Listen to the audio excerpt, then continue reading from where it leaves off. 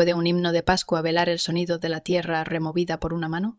¿Puede un amanecer vestido con campanas de iglesia y lino limpio ocultar la verdad de un hombre siendo enterrado vivo bajo la propia luz de Dios? ¿Y puede el silencio, llevado durante años como una herida que no quiso hablar, convertirse en la pala que finalmente canta? Mississippi, 1837. Una tierra de calor y himnos, donde el tiempo reptaba como melaza y la justicia llegaba aún más lenta. Pero esta historia no pertenece al capataz que desapareció una mañana de Pascua. Pertenece a Isaac, cuyo silencio siempre fue confundido con rendición. Antes de desenterrar lo que estaba oculto bajo tierra sagrada, detente aquí. Esto no son cuentos, son ecos tallados en la verdad. Trom. Si quieres seguir historias reales que desafían el tiempo y revelan verdades ocultas, suscríbete ahora al canal y activa las notificaciones para que no te pierdas ninguna de nuestras investigaciones. La Pascua en Mississippi florecía de forma diferente en las plantaciones. No llegaba con lirios, sino con sudor, no con celebración, sino con el susurro de cadenas deslizándose por la hierba húmeda de rocío. No con renacimiento, sino con rutina, himnos cantados con labios agrietados y oraciones dirigidas no al cielo, sino a sobrevivir el próximo amanecer. Al borde del condado de Bolívar se alzaba Blythewood, una hacienda conocida no por su grandeza, sino por su silencio. Se asentaba pesada sobre la tierra, como un secreto guardado demasiado tiempo. Los cipreses se inclinaban sobre sus lindes como dolientes congelados a mitad del llanto. Sus largas ramas, en forma de dedos, goteaban musgo que nunca se secaba. Ni siquiera en julio. La casa principal se alzaba sobre una leve elevación, con columnas blancas blanqueadas por el sol, la pintura descascarándose como piel tras una fiebre. Desde lejos parecía orgullosa, majestuosa incluso, pero de cerca gemía con el peso de su propia decadencia. Las contraventanas colgaban torcidas, las tablas del suelo se abombaban, hasta el viento parecía evitarla. Pero la vida no latía dentro de la casa, ardía en los campos, cojeaba por los barracones, susurraba en las cocinas, en las letrinas, en los caminos embarrados que cosían la plantación como venas abiertas. Las mañanas comenzaban en la oscuridad. Ese tipo de oscuridad que se presiona sobre el pecho, espesa y húmeda. Se raspaban las cenizas de los fogones aún tibios de la noche anterior. Pies descalzos pisaban la mezcla de paja y barro. Niños tosiendo en medio del sueño. Los ancianos murmuraban salmos.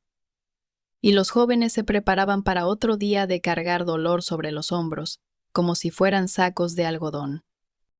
El aire cargaba el olor de la leña, el moho, el maíz hervido y el miedo.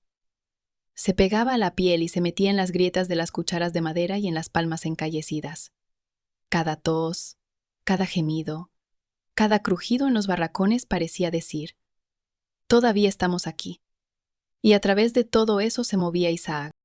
Era alto, enjuto, silencioso. 32 años, aunque nadie recordaba el año en que nació. Había sido esculpido por esta tierra. Criado no por una madre o un padre, ambos hacía tiempo que habían desaparecido, sino por el ritmo de los cantos de campo y el filo afilado de la disciplina. Sus manos eran gruesas, con dedos como raíces retorcidas. Su espalda era un mapa de cicatrices, cada una ganada, cada una recordada. Para los demás esclavos era confiable, para los niños una sombra que no sabían si era amigo o fantasma. Para los amos era invisible, a menos que lo necesitaran. Para el capataz era blanco y herramienta. Isaac nunca alzaba la voz. Nunca gritaba, ni siquiera cuando el látigo alcanzaba el hueso. Nunca cuestionaba una orden. Nunca mostraba alegría. Pero lo veía todo. Notaba cómo crujía el tercer tablón de los escalones del frente. Sabía qué caballo del establo tenía una rodilla débil y en qué cajón de la cocina se escondían las llaves de hierro. Observaba cómo se agrandaban las grietas en el muro del jardín. Notaba cómo las tumbas al borde del bosque siempre parecían hundirse después de la lluvia.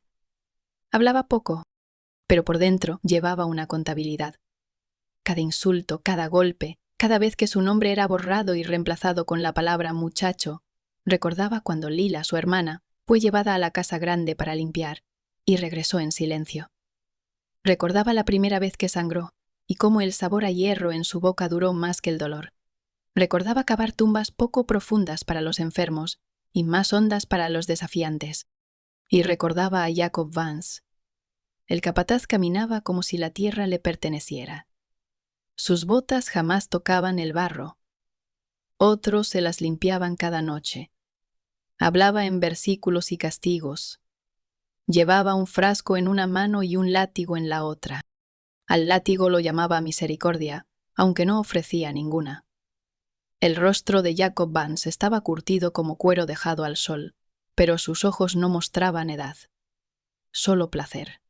Tenía la costumbre de citar la Biblia antes de una paliza.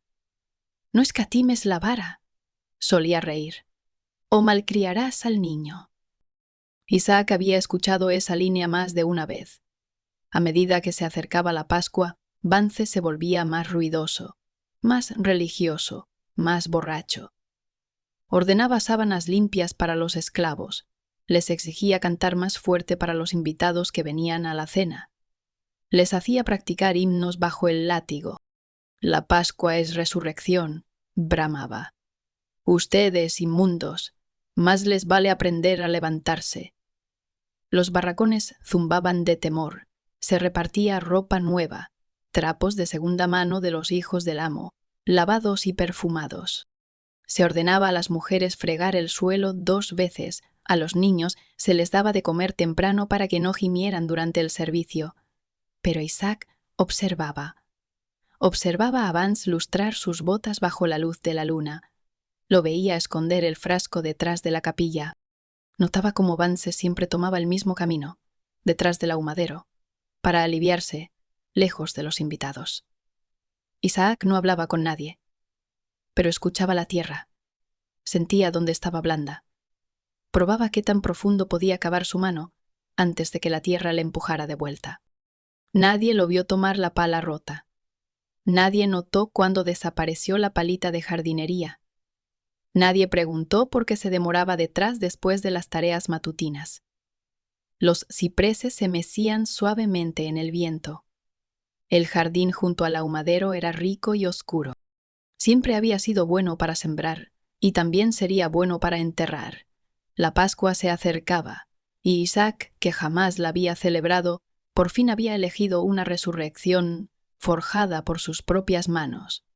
Isaac nunca había gritado, ni cuando le marcaron el hombro con fuego a los 13 años, ni cuando sus costillas crujieron bajo el talón de Jacob Vance, ni cuando cavó la tumba de su hermana Lila con las manos desnudas, la tierra demasiado seca para ceder y su cuerpo demasiado liviano para el peso de sus años. Su voz no estaba rota, estaba enterrada, bajo años de silencio, bajo siglos de obediencia.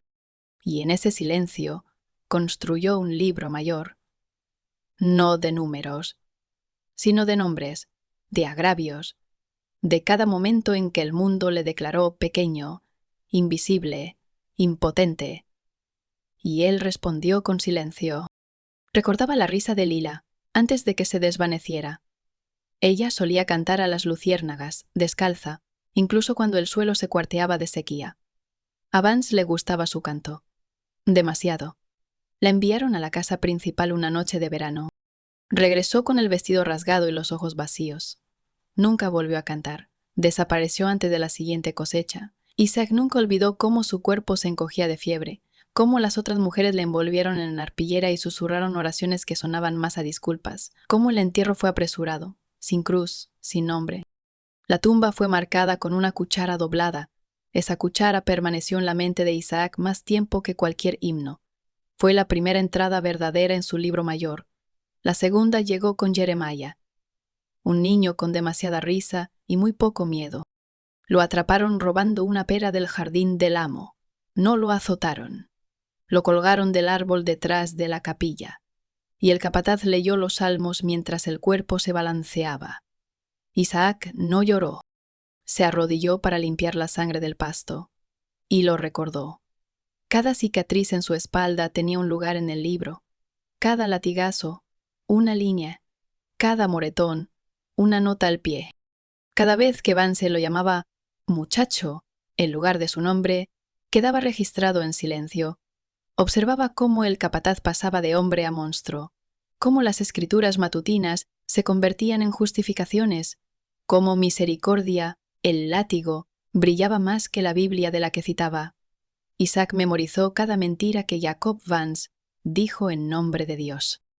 Una vez lo vio azotar a un anciano por caminar demasiado lento y luego arrodillarse al atardecer pidiendo al Señor fuerzas para continuar. Esa misma noche, Isaac se sentó bajo los árboles, presionando tierra en su palma hasta que sangró, solo para sentir a qué sabía la venganza. Hablaba solo cuando le hablaban, obedecía sin demora, pero sus ojos nunca titubeaban.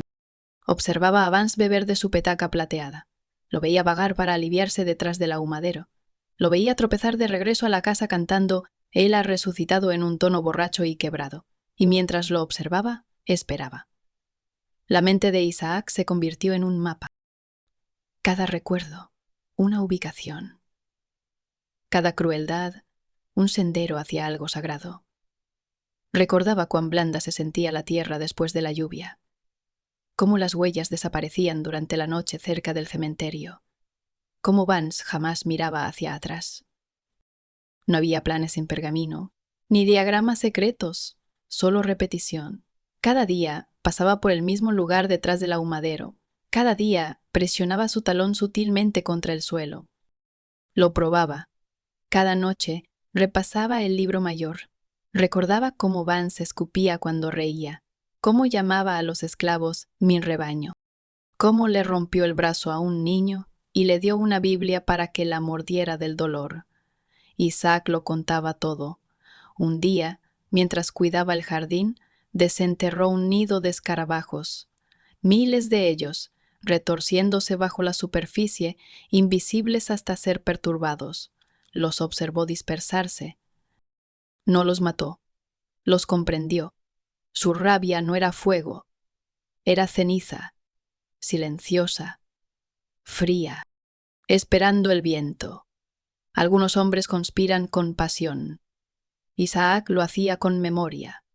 Y la memoria, cuando se guarda demasiado tiempo en silencio, se convierte en profecía. La Pascua se acercaba. Los invitados del amo llegarían. La mesa estaría puesta, el capataz bebería. El sol saldría. Los himnos resonarían. Y cuando el mundo inclinara la cabeza ante la resurrección, Isaac se arrodillaría ante la justicia. No la justicia de los hombres, la justicia que florece en el silencio, la que espera en la tierra, la que se cava con las manos. La Pascua se acercaba como una verja oxidada que se abre sobre bisagras antiguas. E Isaac se preparaba, no con furia, sino con ritmo, no con fuego, sino con detalle. La venganza, para él, no era un grito, era una tarea sagrada. Y toda tarea sagrada necesita herramientas. Comenzó con una palita de jardinería, una pequeña, vieja, desafilada por años de uso en el huerto. Isaac notó que llevaba semanas sin que nadie la reclamara, medio enterrada detrás del cobertizo tras una tormenta. La reclamó, la limpió, la escondió. La segunda herramienta fue el silencio. Ese tipo de silencio que se mueve como la niebla, lento, invisible, helado. El silencio de Isaac se volvió deliberado. Acortó sus palabras, bajó la mirada. Incluso su respiración cambió.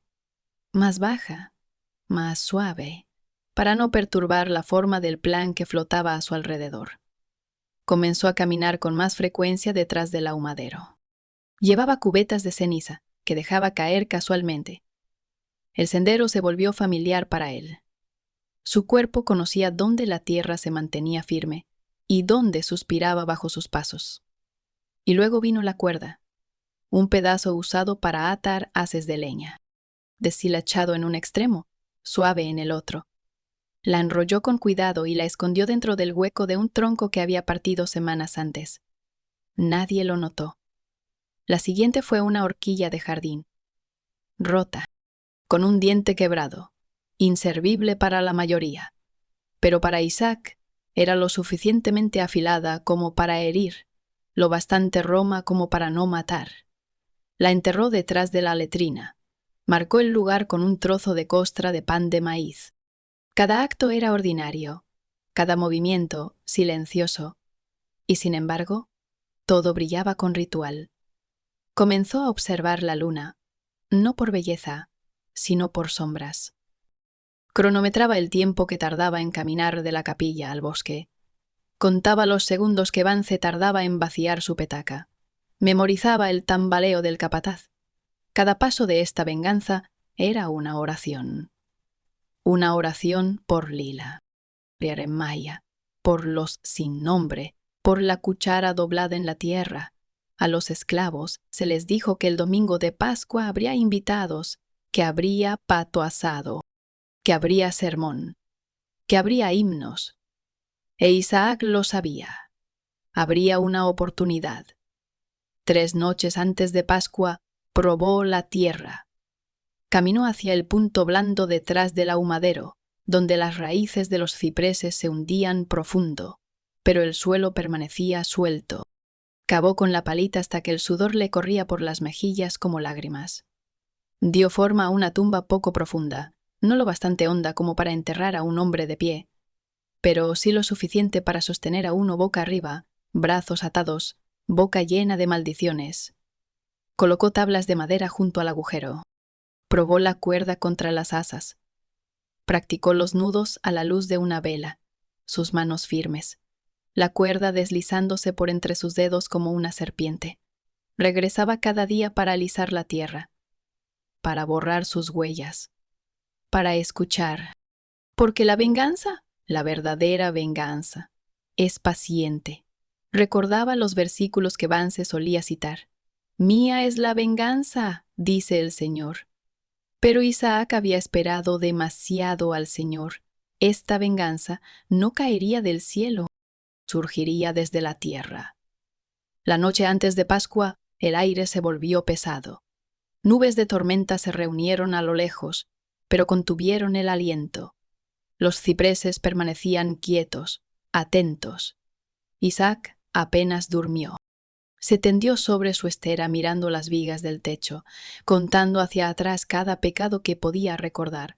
El tiempo de llevar libros mayores había terminado. Ahora venía el ajuste de cuentas. Antes del amanecer se levantó. Se bañó con agua fría. Se puso la camisa limpia que le habían dado para la festividad. La frotó con ceniza.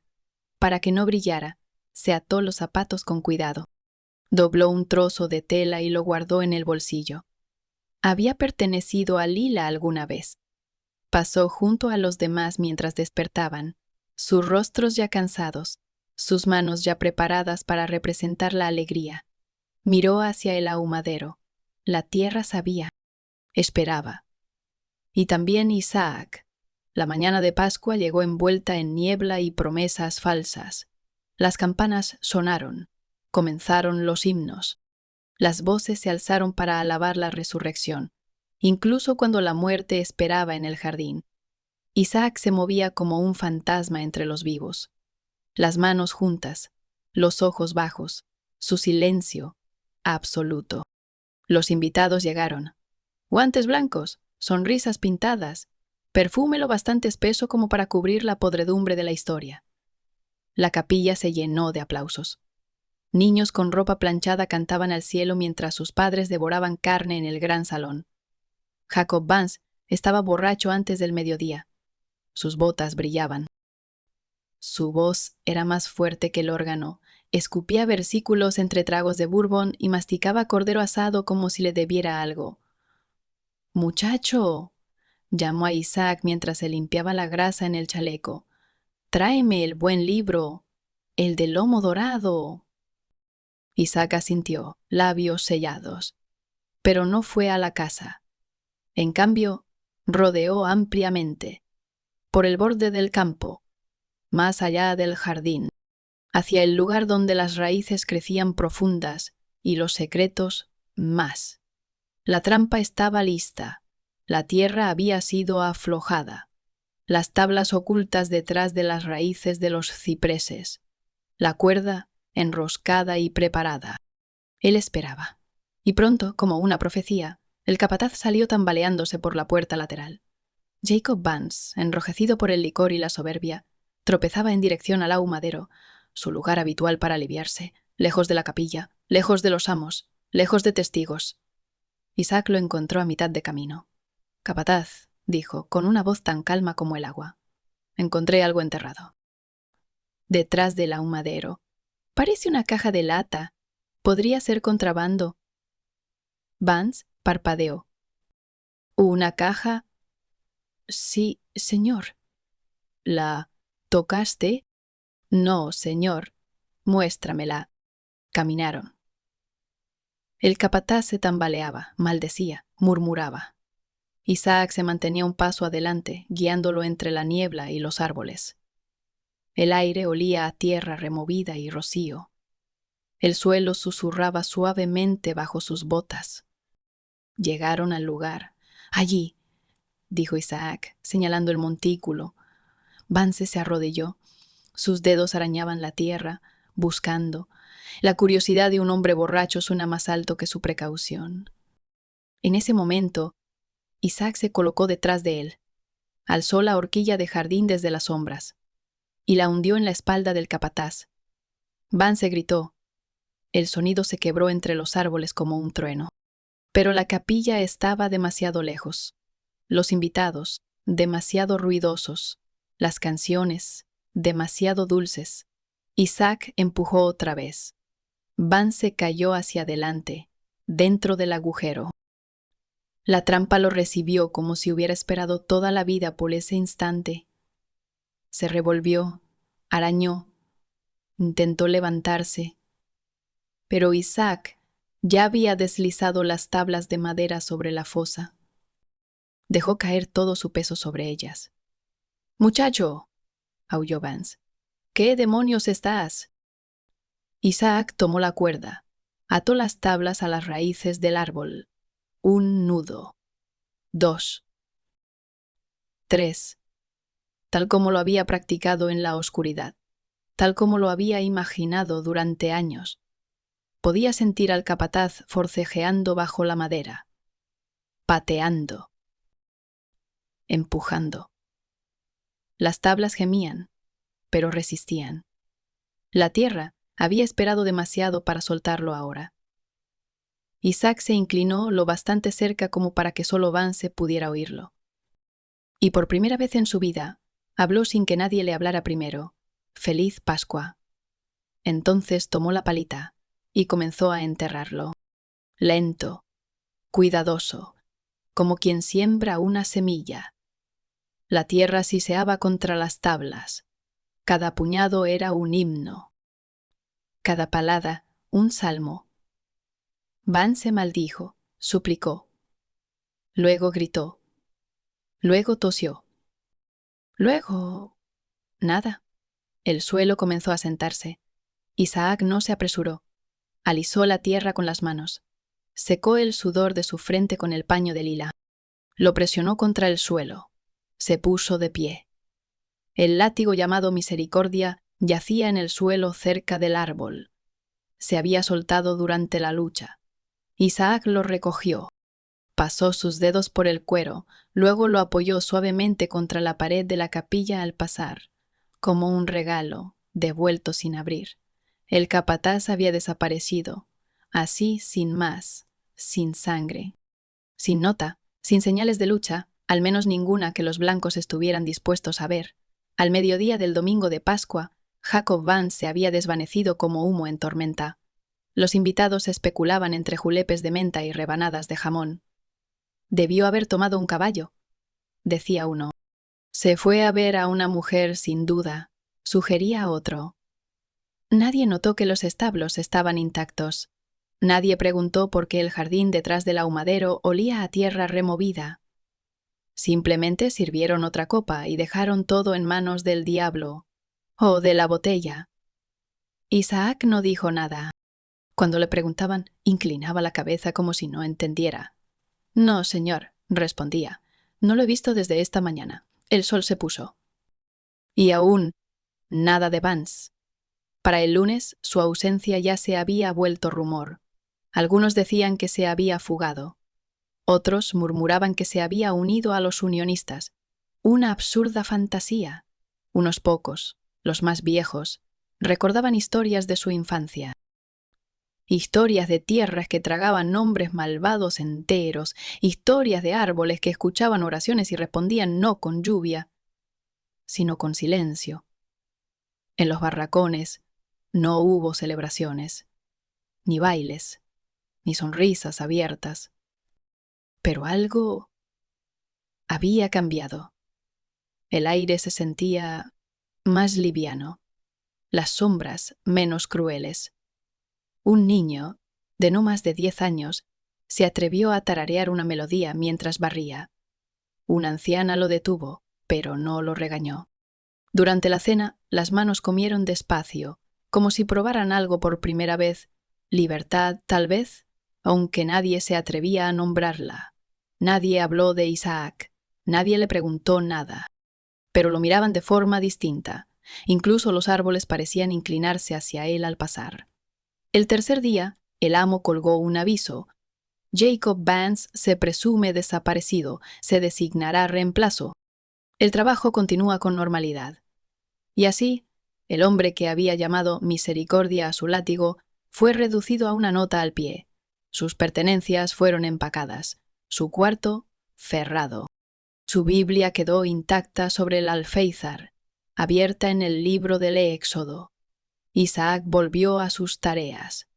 Tan callado como siempre, cavaba en el jardín con la misma palita, partía leña con el mismo ritmo, cargaba cubetas con la misma firmeza, pero quienes lo veían ahora veían algo distinto, algo inmóvil, algo enraizado, algo que había caminado por el fuego y regresado cargando solo ceniza. Pasaron los años. Blythewood cambió de manos. La casa principal se derrumbó durante una tormenta. El algodón dejó de crecer salvaje en los campos. La capilla se incendió un invierno. Nadie supo cómo. Pero el árbol detrás permaneció, con sus ramas como brazos retorcidos, siempre señalando. Nadie volvió a construir en el jardín junto al ahumadero. Nada crecía allí, aunque la tierra era rica y oscura. Algunos decían que estaba maldita, otros que era sagrada. A los niños se les advertía que no jugaran allí. Los perros se negaban a cruzar su borde. Incluso el viento bajaba el paso al pasar por encima. Y Isaac nunca se le volvió a ver. Algunos decían que huyó al norte, que se unió a los regimientos de color durante la guerra. Otros decían que cambió su nombre y se volvió predicador en Luisiana. Una anciana, Siag casi sin dientes, juraba que lo había visto en un sueño, caminando descalzo bajo la lluvia, con la cabeza en alto, seguido por sombras que no le pertenecían. Pero nadie lo sabe. Porque Isaac, como su silencio, no dejó huellas, solo ecos. Cada Pascua, cosas extrañas sucedían cerca de Blythewood. Las gallinas se negaban a poner huevos. Los caballos se asustaban de la nada. Un año, un predicador blanco juró haber oído cantos debajo de la tierra. Dijeron que dejó el sermón a medias, pálido como la muerte, y que nunca regresó. Los lugareños comenzaron a llamar ese rincón la cama del capataz. Algunos reían, otros se persignaban, pero ninguno se quedaba cerca después del anochecer. Y en los barracones, ahora solo ruinas devoradas por las enredaderas, la historia pasaba de lengua en lengua, pero no como verdad, sino como leyenda. Nunca usaban el nombre de Isaac, lo llamaban el silencioso, la sombra que cava, la mano de Pascua. Decían que enterró a un hombre sin matarlo, que convirtió la tierra en justicia, que susurró a la tumba. Ahora sabrás lo que es quedarte quieto. Los niños preguntaban, ¿fue real? Los viejos sonreían. Lo suficiente como para que la tierra lo recuerde. Un día, mucho después del fin de la guerra, una maestra quiso trazar un mapa de las viejas plantaciones. Llegó a Blythewood, diario en mano. No encontró nada salvo árboles, tierra y silencio.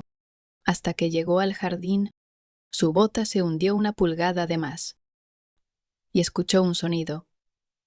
No de viento, no de raíces, sino de un aliento enterrado hace mucho. Se fue esa misma noche. Su diario terminó con una línea escrita con tinta temblorosa. Algunas historias no se escriben, se entierran. Y debajo, una segunda línea. Inacabada. Borrada. Feliz Pascua.